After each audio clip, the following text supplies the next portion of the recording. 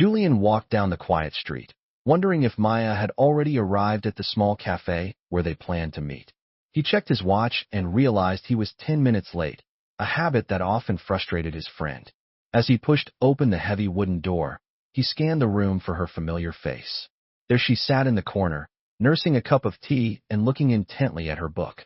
When she noticed him, Maya smiled and waved him over, her earlier annoyance seemingly forgotten in the warmth of the afternoon sun. They spent the next hour talking about their lives, sharing stories of work and family, while the rest of the world hurried by outside the window. It was a rare moment of peace for both of them, a chance to reconnect and forget the stresses of their daily routines. Eventually, Julian stood up to pay the bill, promising that they would not wait so long to see each other again. They stepped back out into the cool air, feeling refreshed and grateful for the enduring strength of their long friendship. My girlfriend was a New York socialite from a powerful Astor family worth billions, yet she wouldn't spend a dime on me. We even had to go Dutch when buying condoms at the convenience store.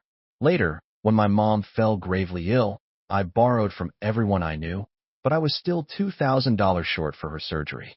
No matter how desperately I begged my girlfriend Chloe, she refused to lend me the money. After I handled my mother's funeral arrangements alone and went home to pack my things, I stumbled upon a list of gifts she'd bought for her neighbor's younger brother. A mansion in the Hamptons, luxury watches, haute couture gowns. There was also a chat log with her best friend.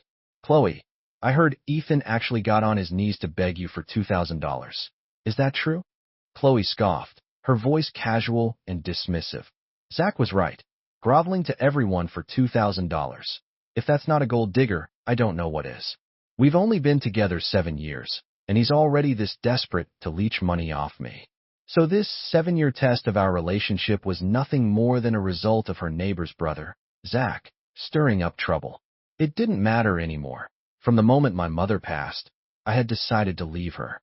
Just as I put the gift list back where I found it, the front door opened. Chloe, reeking slightly of alcohol, sauntered in and sat down beside me. Disappeared for a few days? I thought you had some backbone, that you wouldn't come back, but here you are, crawling back. You just can't leave me, can you? She was practically accusing me of coming back to swindle money from her. Perhaps, in her eyes, I'd always been nothing but a gold digger. I didn't even look up, just scooted over, avoiding the arm she tried to drape over my shoulder. She froze for a second, looking at her hand, then at me, probably thinking I was just sulking about the $2,000. I've had a bit to drink, and I'm thirsty. Go make me some soup to sober me up. She always did that, unconsciously putting on her princess airs. But 7 years ago, when she first pursued me, she'd used her clumsy acting skills to portray herself as poor, completely fooling me. Ethan, I don't have anything and I can't offer you a stable future, but we can work hard together, build a good life together. Back then, looking at her sincere face, I nodded. I was short on money, but I believed I could make a living through my own efforts. I chose Chloe because I was moved by her words about working hard together for a better life. But the longer we were together, the more I felt she was different from ordinary people. She would unconsciously show disdain for inexpensive things. She would also order me around for tasks she could easily do herself. It wasn't until I was at one of my part-time jobs and saw her step out of a luxury car, treated like royalty as she entered an exclusive club, that I fully realized our relationship was built on lies and that she was constantly afraid I was after her money. Chloe spoke again, interrupting my thoughts. If you want money in the future, just ask me directly. Using your own mother's illness as an excuse, aren't you afraid of being struck by lightning for that? Her words were utterly laughable to me. I lifted my eyes and looked at her coldly. If I asked you directly, would you give it to me? She faltered, a hesitant look on her face, but the next second, as if confirming something, her eyes filled with scorn. Zach was right. You're only with me for my money. As she spoke, she sent me a $1.88 transfer on her phone with a 3-word memo. Gold digger. In the entire 7 years we were together, I hadn't spent a single cent of her money. I even bought her gifts for holidays and anniversaries. She accepted them without a second thought. Yet because she never got me anything, she'd sarcastically say that it was only natural for a man to buy gifts to appease his girlfriend. This was the me she kept calling a gold digger. This was the New York socialite worth billions. Remembering the gift list for Zach, remembering my mother tormented by illness, dying in pain because we couldn't afford treatment, I couldn't stand to look at her for another second. Just as I stood up to leave, there was another sound at the door. Zach walked in, shrugging off his jacket, revealing a sexy see-through shirt underneath. But the moment he saw me, he feigned shock and quickly put his jacket back on. Ethan, what are you doing here? I turned to Chloe. If I remember correctly, this is the apartment we rent together. Not only do you casually give out the passcode, but you also let people barge in whenever they please. Hearing this, Zach put on a look of utter victimhood, scurried over to Chloe's side, and grabbed her arm. Chloe, how can I be considered people? I just forgot my house keys and wanted to crash here for a night. Besides, if Chloe hadn't agreed to share the rent, Ethan, you'd be paying for it all yourself. So in a way, you're the one benefiting. I had no idea how many times he'd instigated things like this behind my back. Chloe, after hearing him, didn't think she'd done anything wrong. In fact, she seemed to think Zach had a point. Zach's right. I have my own place, so splitting rent here really puts me at a disadvantage. It's like paying someone to sleep with me. What's the difference with that? She pulled out her phone, displayed her payment QR code, and held it in front of me. You don't want people calling you a gold digger, do you? Then pay me back for my share of the rent for the past 7 years. This small 40-something square meter apartment was what Chloe and I rented when we first got together after college. To earn more money, I stayed in New York to work with my abilities. Back then, I could only afford a cramped little room far from the city center. It was Chloe who said the place was too far, inconvenient for her to visit. It was also Chloe who said that tiny room wasn't fit for human habitation, that even being intimate with me there would ruin her mood. She wanted us to rent a bigger place together, so under the pressure of high rent, I took on another part-time job with the time I saved on commuting. Now, not only did she want me to pay back her half of the rent for the past 7 years, but she even implied she felt like she'd paid to sleep with me and had gotten a raw deal. Chloe, what have you taken me for these past 7 years? The humiliation and anger on my face were for myself. 7 years of my youth wasted on someone like this. The hand extended towards me trembled. The moment she saw my downcast expression, she pursed her lips and retracted her hand. I was just kidding. At worst. She hadn't finished her sentence. Zach clicked his tongue twice, a disdainful look on his face. Still say you're not after Chloe's money? If it weren't for Chloe, could you afford such a nice place? Chloe, you should just cancel the lease next month. You can't keep letting an outsider take advantage of your generosity. Or make Ethan sign an IOU. That would be fair. If assault weren't illegal, I really wanted to slap each of them. But if I did, they would surely find ways to extort money from me. Tasteless rich people and their favorite malicious games. 7 years. I had played along with them long enough. I was done. I'm not signing any IOU. If you want money, feel free to sue me. See if the court will rule against me. I'm not living here anymore either. Since Mr. Zach wants to stay the night, remember to pay Chloe rent. Otherwise you'll become a gold digger too. I was about to leave when Chloe grabbed me. The playful look she had moments ago was completely gone, replaced by a touch of reproachful anger. Ethan, are you serious? Zach and I were just joking with you. I suggest you think this through. If you leave here, you'll never be able to afford such a good place again. I was truly wrong, incredibly wrong. I shouldn't have let her sweet-talk me out of breaking up when I first found out she was a New York socialite. Even more so, I shouldn't have, time and time again when she accused me of wanting her money, believed her talk about an equal relationship that shouldn't be dominated by money. I only remembered how she'd used her stomach to warm my hands in the coldest part of winter. When I had a headache, she'd gently massage my temples with her warm little hands. We had indeed loved each other and it had been sweet, but our love absolutely could not be tainted by money. Chloe, let's break up.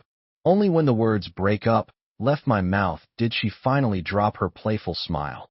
At the same time, a hint of panic appeared on her face. Break up? Ethan, you're actually breaking up with me? I don't agree. What right do you have to dump me? There's a limit to your tantrums. She always put herself on a pedestal, as if being in a relationship with me was a gift she bestowed. I just looked at her calmly. I'm not having a tantrum. Since you constantly think I'm a gold digger after your money, perhaps you should find someone from your own social standing and have a fair relationship. Not wanting to say another word to her, I turned and went back to the bedroom to continue packing. About half a minute later, I heard her roar, "Ethan, don't you regret this?" I ignored her threat and cared even less when she slammed the door, leaving with Zach. A love where I was treated like a thief. I had endured it for 7 years. I didn't blame Chloe for my mother's death. She indeed had no obligation to lend me money. But when I needed help the most, even when I knelt before her with an IOU, begging her to save my mother, she turned a blind eye, still thinking I was a gold digger. My love for her and for our 7 years together completely died. In the dead of night, carrying all my luggage, I walked the deserted streets. The vastness of New York held no place for me. Likewise, I had lost my reason for staying. My mother was gone and our love had run its course. Every second I remained would only add to the sorrow. With nowhere to go, I spent the night in the lobby of a nearby hospital. The first thing I did when I got to work was resign. My boss looked surprised when he received my resignation letter. Resign? Did Ms. Astor approve your resignation? By the way, if you resign now, your bonus for this month will be minimal. We'll just deposit your remaining salary into one account. I frowned. There was too much information and I couldn't process it all at once. What did he mean, deposit it into one account? And since when did I have a bonus? Most importantly, what was this about Ms. Astor? Seeing my bewildered expression, my boss looked equally puzzled. Aren't you and Ms. Astor dating? Ms. Astor specifically instructed finance to split your salary. Your base salary is paid to you while your bonuses and raises are deposited into another account. She said you were saving money. I never expected someone like you, with a girlfriend like Ms. Astor, to be so frugal. It's truly rare. So for all these years, I had only been receiving my starting salary. My repeated requests for raises, it wasn't because I wasn't working hard enough, but because Chloe had diverted the extra pay to another account. When I went to finance to get my pay stubs, I saw a $2,000 bonus clearly listed in the earnings column. A few days ago, trying to scrape together that final $2,000, I had delayed paying the hospital by a day. That delay meant my mother didn't get her surgery and passed away. Even more laughably, the total sum of bonuses Chloe had skimmed from me over these 7 years was more than enough to cover my mother's medical expenses. I was so incredibly foolish. Foolish enough to just work diligently, terrified of being laid off and losing my livelihood, and foolish enough to be completely deceived by Chloe, utterly unaware. To avoid making her think I was a gold digger, not only did I never spend her money, but she also siphoned off my hard-earned income. In this relationship filled with lies and humiliation, I had somehow persevered for 7 years. Just as I was holding my pay stubs, preparing to confront Chloe, she brazenly appeared before me. Ethan, we just had a little argument, and you run away from home and try to resign? Your temper seems to be getting worse and worse. Following her, Zach wore a gloating expression. He walked over, feigning concern, and said, Ethan, you're so ungrateful. You're spending Chloe's money, living in the apartment she rents for you. Without Chloe, could you even survive in New York? Shameless people truly can lie without batting an eye. I laughed out of sheer anger, about to retort, but Chloe cut me off. Zach's right. If it weren't for me these past 7 years, you would have starved to death by now. Let's just say you're acting out today. I'll grant you a day off. Come home with me. I won't even deduct this day of absence from your salary. The more I saw Chloe's true colors, the more I felt it. These long 7 years, just how blind had I been? People around us started pointing and whispering about me. When they saw Chloe didn't stop them, their voices grew louder. Ms. Astor hid her identity just so Ethan wouldn't feel inferior. She even made us keep it a secret. That shows how much Ms. Astor cares for him. He eats her food, lives in her place, and still throws tantrums at Ms. Astor. Trying to marry rich without having what it takes. Without Ms. Astor, what is he? The more people around us gossiped, the more smug Chloe looked. Zach kept chiming in, pinning all sorts of baseless accusations on me.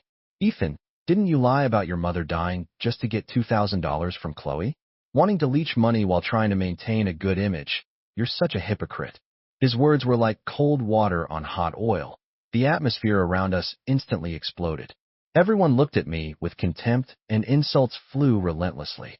I looked at Chloe. She still wore an expression of utter indifference. She even seemed to feel a sense of grievance, as if Zach had voiced her innermost thoughts. I twisted my lips into an absurd smile. Just as I was about to speak, Chloe casually grabbed my arm, feigning generosity and acting as a peacemaker. Never mind, never mind. What's past is past. It's not like I'm short of that little bit of money. If you want money in the future, just ask me openly. There's no need to make up so many excuses. When Chloe spoke, the entire office seethed with indignation, everyone thinking I was ungrateful and didn't know my place. Exactly, Ms. Astor is so wealthy. If he wants money, he should just ask directly. To curse his own mother for money, that's just inhuman. I can't believe Ethan is this kind of person, and I used to think he was frugal. I even brought him food sometimes. Someone like him, Ms. Astor should just dump him. Make it so he can't survive in New York. I looked at the colleagues who I used to be on good terms with, now also joining in to trample on me. Then I thought about Chloe's actions. Suddenly, it all felt meaningless. Since I was leaving anyway, even if I slapped the pay stubs down in front of her right now, she and Zach would just come up with more bizarre statements to have everyone continue humiliating me. I silently put the pay stubs into my pocket. I looked up and smiled at Chloe. We've been together for 7 years. You can go ahead and calculate exactly how much of your money I've spent. If you can't name a single cent that was spent on me, then please return the hundreds of thousands you owe me. Otherwise, both you and your company can wait to be sued by me. All that talk about a love untainted by money, yet it was constantly steeped in it. And she, this New York socialite who appeared to spend money like water in everyone else's eyes, had been spending the life-saving money I had saved for my mother. Chloe racked her brain, a flicker of panic in her eyes. Of course, she couldn't think of a single instance where she had spent money on me. This was a woman who would insist on splitting the bill for condoms. I had once thought it wasn't that rich people were stingy, but that I simply wasn't worth her spending a single cent on. Perhaps she wanted to argue further, but I no longer wanted to listen. As I turned to leave, Zach suddenly pushed me. I lost my balance and fell to the ground. Ethan, stop trying to confuse things. How could Chloe possibly owe you money? You dare spread rumors. Aren't you afraid we'll call the police and have you arrested? If you go to jail, who's going to take care of your mother lying in the hospital waiting for you to earn money for her? Hurry up and apologize to Chloe. Zach still thought he could threaten me, but now I had nothing left to tie me down. Just then, my boss, who happened to be passing by, saw Chloe and squeezed into the crowd. She was holding an application form. Ms. Astor, Ethan's mother passed away a few days ago. You still haven't approved the employee bereavement payment. Also, Ethan's request for a $2,000 salary advance. I withdrew it as you instructed. It's just such a pity. I heard Ethan's mother was only $2,000 short of her surgery fees. Besides withholding my bonuses and raises, Chloe had also deliberately feigned ignorance and refused to sign the employee bereavement payment form.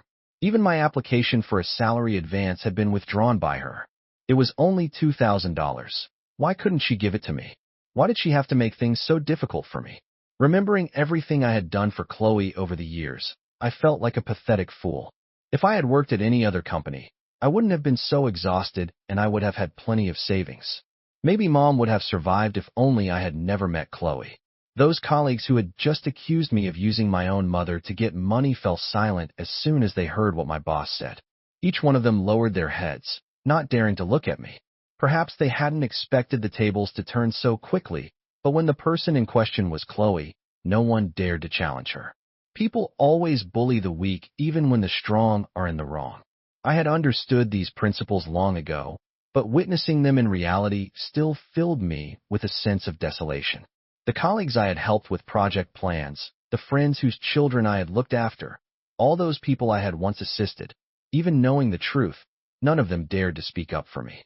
It was both laughable and ironic. After composing myself, I spoke calmly. Ms. Astor, have you figured it out yet? Exactly how much money did I leech off you? In contrast to my calmness, Chloe was somewhat flustered. She couldn't think of any money she had spent on me, not even a drop of water, not a grain of salt. Chloe suddenly gripped her supervisor's hand, her voice tight. Ethan's mother, she really passed away? The supervisor nodded, not understanding the situation. Yes, Miss Astor, didn't you know? Chloe's vision blurred, and she nearly stumbled. She couldn't believe that the kind woman who always called her Dear Chloe was actually dead, and that she had indirectly caused her death. Seeing her in such a state, anyone who didn't know better might have thought it was Chloe's own mother who had passed. I let out a cold laugh, a hint of sarcasm in my voice. Can't remember? Or perhaps there's nothing to remember at all. I had an urge to mock her further, but then I thought, why bother arguing with someone like her? The most important thing now was to collect my mother's ashes and take her away from this heartbreaking city. Chloe had always known I was a self-reliant and ambitious person, and in all these years, I truly hadn't spent a single cent of her money. If a person with immense pride is willing to kneel before you for money, then they must be facing tremendous difficulties. Chloe had always understood that. It was just that every time she wavered, Zach managed to pull her back. Chloe's unfocused eyes suddenly cleared. She looked around frantically, finally spotting me at the elevator. Ethan! Just as she yelled, the elevator doors closed. A huge sense of crisis welled up inside Chloe. She had a premonition that if she couldn't get my forgiveness this time, I would leave her forever. Chloe strode towards the elevator, repeatedly mashing the call button. Seeing the floor indicator descending, Chloe cursed under her breath and kicked the elevator door a few times. The atmosphere around her grew tense due to her foul temper. Zach naturally knew what Chloe was about to do. To stop her, he hurried after her. Chloe, where are you going? Chloe wrenched herself free from Zach, who was clinging to her from behind, her brow furrowed slightly. I'm going to apologize to Ethan. A flash of malice flickered in Zach's eyes, which he quickly concealed. Chloe, if you hadn't given Ethan a job, he wouldn't even have been able to stay in New York. His mom died, so what? It's no big deal. At least now he can't use that as an excuse to leech money off you anymore. If you go to him now, you're just giving him the upper hand. Men understand men. Ethan is just playing hard to get. In that instant, Chloe felt that the Zach standing before her was a stranger. She knew how capable I was. The company's market value had increased significantly in recent years thanks to my efforts. Ironically, it was Chloe who had been secretly suppressing me. A human life, yet in Zach's view, it was so worthless. Chloe had just been carefully recalling our past. She hadn't spent a single penny on me, nor had I exhibited any gold-digging behavior. It seemed that every time I had been hysterical, every accusation and explanation I had offered, Chloe had been misled by Zach's words. The image of me as a gold digger had become deeply ingrained in her mind. The current situation was entirely due to Zach's instigation. After every single argument we had, the words were familiar, the script was familiar, but now Chloe only felt disgusted.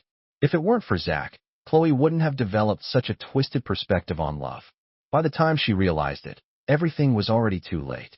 Seeing Zach blocking the elevator entrance, Chloe's face turned unusually cold. Move.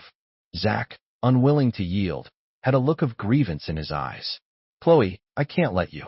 Before he could finish, Chloe shoved him aside. If you get in my way again, I'll never see you again in my life. When Chloe finally reached the ground floor, she ran towards the entrance, shouting, Ethan, don't go. I ignored her, got into a car, and left the company. By the time Chloe reached the doorway, all she could smell was exhaust fumes. For a moment, she felt a wave of defeat. For the 3 days after I left the company, Chloe had been constantly searching for me. Of course, I hadn't been idle either. I remembered a senior classmate from college who I'd heard had opened her own law firm after graduation. I found her in my contacts and tentatively sent a message, no red exclamation mark. Thankfully, she hadn't deleted me. Because of our previous acquaintance, my former classmate and I quickly reconnected. I described my situation to her and relayed what my boss had said, hoping she could help me recover the money. It was what I deserved. I had been blinded by love before, but now I genuinely wanted to sever this relationship completely. What was rightfully mine had to be reclaimed. I didn't want Chloe's money, nor did I want to be a gold digger. To prevent any unexpected issues, I asked my classmate to print out the relevant laws and regulations. With evidence in hand, no one could slander me. In just 3 days, Chloe had become visibly haggard. When she finally received news of me, it was in the form of a court summons. Chloe held the document, taking a long time to process it. A self-deprecating smile touched her lips. The lawsuit wasn't as difficult as I had imagined. After winning the case, the money was quickly deposited into my account. Looking at the balance, it felt somewhat surreal. My mother was gone. This money was essentially useless to me now, but I couldn't let the money I rightfully deserved be unjustly withheld by Chloe. At the courthouse entrance, the wind blew through my hair. I returned to my hometown, a small town in Pennsylvania. I opened the gate to the small courtyard house where my mother and I had lived, relying on each other. The familiar scent filled the air and tears welled up in my eyes once more. I helplessly clutched my mother's ashes, squatted on the ground, and wept uncontrollably. I'm sorry, Mom. I couldn't give you a good life. I'm sorry, Mom. I couldn't get the surgery money in time. I'm sorry, Mom. You didn't get to see me get married. There were so many things I had failed my mother in. After crying until I was exhausted, I saw a small stool in the yard. It still had the smiley face my mom had drawn for me on it. But the stool, unused for a long time, was covered in moss. I picked up the stool and walked to the nearby creek. With a brush, I scrubbed away the dirt again and again. The smiley face on the stool became clearer and clearer. That smile looked so much like Mom's. I gently caressed the drawing on the stool and murmured, "Mom, I'll live a good life." As the words left my lips, my tears dripped onto the stool. I really couldn't live without my mom. After composing myself, I returned to the small courtyard. Keeping busy always helps to forget troubles. After cleaning the yard, I felt much more energetic. These past few days I'd been wandering around the area looking for some suitable work, but I'd found nothing. The village had quite a few ponds, which gave me the idea of building a fish farm, half for raising fish and the other half for creating a high-end fishing spot to attract premium clients. It could also help boost the local economy. I checked my bank balance and started to sketch out a blueprint for the fish farm in my mind. But I was a complete novice in this field, and I stumbled along, facing many setbacks. My daily routine consisted of sitting at my doorstep, lost in thought. My neighbor, Mrs. Lind, walked over with an apple. Seeing that I hadn't noticed her, she waved her hand in front of my face. "Ethan, what's wrong? You've been so absent-minded lately. Tell me about it. I'll help you. I want to invest in a fish farm, but there are some things I don't understand," I said, not really expecting Mrs. Lind to be able to help, but just to ease her worry. To my surprise, Mrs. Lind clapped her hands in approval. "A fish farm? That's a great idea. My niece, Olivia, specializes in this. She's coming over for dinner later. I'll introduce you too. You can ask her for help." My eyes widened in disbelief. Mrs. Lind teased, "What did you think? I was tricking you." I quickly shook my head, agreeing to the meeting later. This was truly a godsend. I didn't hesitate and immediately went to Mrs. Lind's house to help with the cooking. When Olivia arrived, her feet were caked in mud. She had probably just come back from inspecting a fish farm. As soon as she entered, she saw me squatting on the floor washing vegetables. She paused for a moment, stepped back outside to check the house number. Then she came back in. The awkward atmosphere was broken by Mrs. Lind's arrival. "Olivia, you're here. This is Ethan. He's thinking about investing in a fish farm. Aren't you an expert in this field? I asked the young man to come and consult you." Knowing that the person before me was Olivia, I stopped what I was doing, stood up, and walked towards her. "Hello, Ms. Lind. I'm Ethan." Olivia wiped her hands on her clothes and shook my hand warmly. "Hello." She seemed very approachable. Her slightly clumsy movements were rather endearing. After dinner, Olivia suggested we go take a look at the ponds I was planning to develop. It would be a lie to say I wasn't moved. She was so busy she could have easily found an excuse to dismiss me. I changed my clothes and went with Olivia to the site. "Your ponds are about 30 acres. For fish farming, the water depth should be around 8 feet. You'd use about 130 to 140 pounds of quicklime per acre to clear the pond. Your current depth isn't sufficient." I took out a notebook, jotting down notes while nodding, and quickly asked, "Are there specific requirements for the fish species?" Olivia thought for a moment. "Typically, for a farm this size, you might stock around 2,000 carp, 1,500 bream, and about 20 silver carp per designated section. But initially, it's better to start with species that are easier to raise. Don't worry about workers. I can introduce you to some experienced people when the time comes. As for the high-end fishing spot you're planning, you'll need to divide the ponds into zones. Beginners and experts can't be in the same area. Beginners will get frustrated if they don't catch anything while seeing others succeed. There's also a social-type fishing pond where fishing isn't the main goal. Your advertising should reflect that to attract the right crowd." Olivia talked with me for the entire afternoon. I had initially thought she was just some nouveau riche who had gotten wealthy from fish farming. After getting to know her better, I discovered she actually had a PhD in agricultural science, and had even published several SEI papers on aquaculture. With Olivia's help, my fish farm and fishing spot began to take shape. The beginner's pond was always half price, and even if a customer didn't catch a single fish, as the owner, I would give them one. That's where the farm-raised fish came in handy. The second pond had no fishing fee, but any fish caught were paid for by weight, which greatly satisfied the customers. Later ponds included restaurants, and the deluxe versions even had water entertainment facilities. My funds were a bit tight, but with Olivia's initial help, I managed to keep things afloat. The fish farm quickly became profitable, and my net worth soared. After these few months, Olivia and I became much closer. I stopped calling her Ms. Lind, and she started calling me Ethan. One day, I was in the yard working on financial reports when I heard Olivia's voice from a distance. Soon she walked up to me. Doing reports? Yeah, almost done. Wait for me a bit, okay? Although she was waiting for me, Olivia didn't stay idle. She helped clean the yard and even washed my dirty dishes. At first, I felt embarrassed and told her not to do these things, but no amount of persuasion worked, so I just let her. Your bowl is still like it was yesterday. Did you skip breakfast? My typing hands paused. I felt a bit guilty. Don't even think about making excuses to fool me, Ethan. I smiled helplessly and had to admit it, because of the fish farm. I often got too busy and forgot to eat. Olivia was very concerned about me skipping meals. Seeing me nod, Olivia looked exasperated, as if to say, you could do better, health is wealth. The usual? The usual was Olivia's signature tomato soup and grilled cheese sandwich. She made it really well. Both were bosses, but Chloe was always high and mighty. Forget her cooking for me. After Zach appeared, if I was sick and asked her to simply get me a cup of hot water, it would be twisted into gold-digging behavior. Maybe Olivia wasn't as rich as her, but first-generation entrepreneurs are always smarter and tougher than the inherited wealth generation.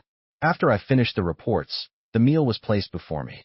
When I was halfway through, Olivia smiled and spoke. Full. Whenever I'm full, my eating speed slows down. One should always finish what others prepare with care. Even if I was full, I would slowly finish the food. If you're full, don't eat more. You'll feel uncomfortable. I paused, then chuckled. Olivia, are you a mind reader? You know me so well. Ha ha ha. I can't help it. Your thoughts are written all over your face. It's hard not to know simple thoughts. It was the first time someone had described me that way. Chloe always thought I was a calculating gold digger. If I was really as Olivia said, why had Chloe never once considered my feelings all these years? Seeing my expression change, Olivia quickly asked, what's wrong? Did I say something wrong? I smiled, shook my head, and my expression returned to normal. Then Olivia took out a gift box from behind her. See if you like it. I wasn't shy. I took it and opened it directly. It was a watch. Last month I was invited to a jewelry show, and the organizers suddenly gave it to me. I mean, it was a gift and I thought it would suit you, ha ha ha. I haven't had a chance to give it to you. If you don't like it, just, put it somewhere anyway. I like it. What did you say? Olivia was surprised by my answer. She had given me many things before, and I had always accepted them politely. This was the first time I had proactively said I liked something, not out of politeness, but genuinely. Olivia's stunned look was just like when we first met. I said I really like your gift. Her stammering and trying to cover things up just now was really amusing. She said my thoughts were simple and easy to guess, but wasn't she the same? This watch was no casual gift. It would have cost a lot of money and required a big decision. Olivia probably thought I didn't understand these things, but anyone not foolish could see such an expensive watch. How could it possibly be a party favor from an event? Had Chloe ever given me any gifts? Seemed not, at least not that I could recall. If there was anything, it was her half of the birthday cake cost each year, which we split, but she ate most of the cake anyway. To suit her taste, I always bought mango cake. Thinking back, I was really foolish to think such a woman truly loved me. Those small things she did that moved me were all low-cost efforts, things anyone could do, yet I was deeply moved, thinking I couldn't live without her. Olivia looked at me tenderly, and I felt a bit shy under her gaze. Why are you staring at me? Olivia snapped back to reality and quickly looked away. She wouldn't dare admit she had been captivated by my face. Ahem. Sorry, Ethan. I was thinking of taking you to see the new fish farm tomorrow. Want to go? An invitation from the great President Lind? Of course I'll go. Okay. You can dress up a bit tomorrow. There's a banquet at the new farm in the evening. The scenery is great. I'll take pictures for you then. Perhaps afraid I'd misunderstand, Olivia quickly clarified. I'm not saying your usual clothes aren't good looking. You always look great. I saw on your social media you like taking photos, so I thought I'd help. Wear whatever you like. Olivia, really, she stutters when she's nervous. Got it. I'll wear my favorite clothes tomorrow. Don't overthink it. I'm not overthinking it either. The next morning, looking at a closet full of clothes Olivia had given me, I put my head in my hand and smiled. Which one was her favorite for me? Recalling her expression each time she gave a gift, I really couldn't pick one. She seemed to only care if I liked them. 3 hours later, I finally made a choice. A refined light blue shirt, perfect to go with the watch she had given me. Olivia had planned to pick me up, but I declined. I wanted to go alone to give her a quiet surprise, to show her through my actions that I loved her gifts, every single one. But unexpectedly, as I was about to enter the venue, I saw Chloe. I wanted to leave quickly, but she grabbed my wrist. I instinctively pulled away, looking at her warily. What are you doing here? Chloe was stung by my reaction. Ethan, I've been looking for you for so long. I finally found out where you are. Can you forgive me? Give me another chance? It was all my fault before, listening to Zach's sour discord between us. Stop, hold it. I don't want to hear your explanations. I don't want to see you again. As for the past, it's over. Don't bother me anymore. Chloe, unwilling to give up, took out a gift box from behind her. It was a high-end luxury item, the kind favored by elite men. When I was younger, I also dreamed of working hard so that one day I could own such luxuries. In such a short time, another woman was offering me such a gift. Chloe held the gift box and said solemnly, Ethan, let's get married. I'll spend my life making it up to you. Give me one more chance. Before I could refuse, Olivia rushed over and stood in front of me, staking her claim. Ms. Astor, trying to steal my man on my turf isn't very appropriate, is it? What did she mean, her man? Looking at her slightly angry face, a smile spread across mine. With someone else intervening, Chloe put down the gift box she was holding, looking at Olivia with hostility. Her voice was full of anger when she spoke. What do you mean, your man? Ethan is my boyfriend, Olivia declared.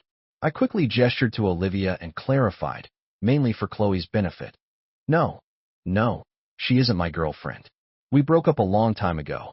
Hearing this, Olivia smiled, sized up Chloe, and naturally noticed the gift box in her hand. I remember that day at the auction, Ms. Astor.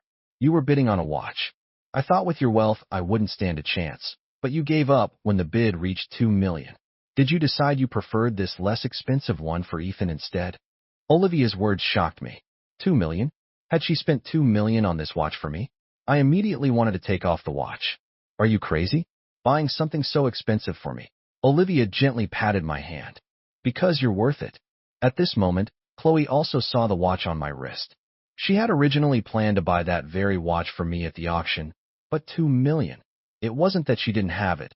She just subconsciously felt I wasn't worthy of it. Chloe looked at the scene before her, her figure faltering. What she had been reluctant to buy for me, someone else naturally had. She had truly lost completely.